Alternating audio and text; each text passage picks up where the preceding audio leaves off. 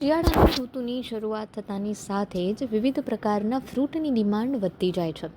એક સમયે લોકો શોખ માટે ફ્રૂટને આરોગતા હતા, પરંતુ હવે લોકો હેલ્થ ઓરિએન્ટેડ થયા છે, જેને લઈને તેઓ રોજિંદા જીવનમાં પણ તેનો ઉપયોગ વધુ કરતા થયા છે. અને હાલ સુરત શહેરમાં ફ્રૂટની માંગમાં વધારો થયો છે. જોકે તેમાં ખાસ કરીને વિદેશી ફ્રૂટની ડિમાન્ડ પણ જોવા મળી રહી છે. ફ્રૂટના વેપારીઓ ખાસ ઓર્ડર આપી વિવિધ પ્રકારના વિદેશી ફળ મંગાવી રહ્યા છે.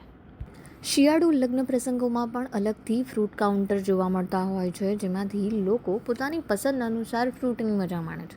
આવી પરિસ્થિતિમાં લગ્ન પ્રસંગોને પણ ખાસ બનાવવા માટે વિદેશી ફળોની માંગ વધી છે, જેનું મુખ્ય કારણ એ છે કે મહેમાનો પણ સિઝનની બહારના ફળો ખાઈને ખુશ થાય છે. જાણવા જેવી બાબત એ છે કે દેશમાં ભલે સફરજન, કીવી, કેરી, આમલી, નારંગી, દ્રાક્ષ જેવા અનેક ફ્રૂટનું ઉત્પાદન થઈ રહ્યું છે, પરંતુ ગુણવત્તા અને સ્વાદથી ભરપૂર વિદેશી ફળોનું બજાર પણ સુરતમાં ચરમસીમાએ છે. બાહુભાઈ શેખ, સરદાર માર્કેટ, ફ્રૂટ અને શાકભાજીના વેપારી. આપણા ત્યાં હવે દિવસે દિવસે વિદેશી ફ્રૂટોની આવક પણ વધી રહી છે.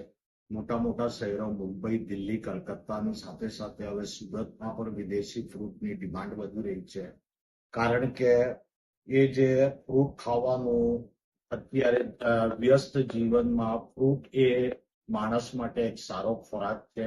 એના કારણથી આપણા ત્યાં હાલમાં ઓસ્ટ્રેલિયાથી માલ્ટા ઓરેન્જ, લીચી, ન્યુઝીલેન્ડથી રોયલ ગાલા એપલ, કીવી, સાઉથ આફ્રિકાથી રોયલ ગાલા એપલ, પેયર્સ, મિની ઓરેન્જ, માલ્ટા ઓરેન્જ, આવાકોડા જેવા અનેક ફ્રૂટોની આવક હવે આપણા સુરત શહેરમાં પણ થાય છે. હાલ ચાલી રહેલી શિયાળાની ઋતુમાં ખાસ કરીને ચાઇનાના ફુજી એપલ અને અંગૂર, ન્યૂઝીલેન્ડના રોયલ ગાલા એપલ અને કીવી, સાઉથ આફ્રિકાના અને ગ્રીસના એવોકેડો તેમજ સાઉથ આફ્રિકાનું અજવા ખજૂર અને પેરુની બ્લૂબેરીની હાલ ડિમાન્ડ ખૂબ જ જોવા મળી રહી છે.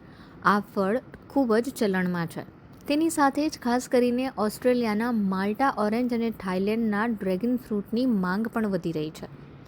આ સમયે દેશી ફળોની સાથે સાથે વિવિધ વિદેશી ફળોનો સ્વાદ પણ લોકોની જીભને રીઝવતો હોય છે.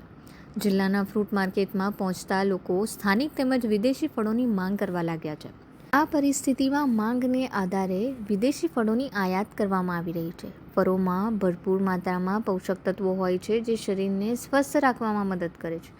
ભરપૂર માત્રામાં વિટામિન્સ, મિનરલ્સ, ફાઇબર અને જરૂરી એન્ટીઓક્સિડન્ટ હોવાને કારણે હેલ્થ કોન્શિયસ સુરતીઓ હવે દરરોજ દિવસમાં એકવાર ફ્રૂટનું સેવન કરી રહ્યા છે. અને એ જે વિદેશી ફ્રૂટોની આવક હોય છે એ મોટે ભાગે દિલ્હી, મુંબઈ અને ચેન્નઈના પોર્ટ પર થઈને આપણા સુરતમાં આવે છે.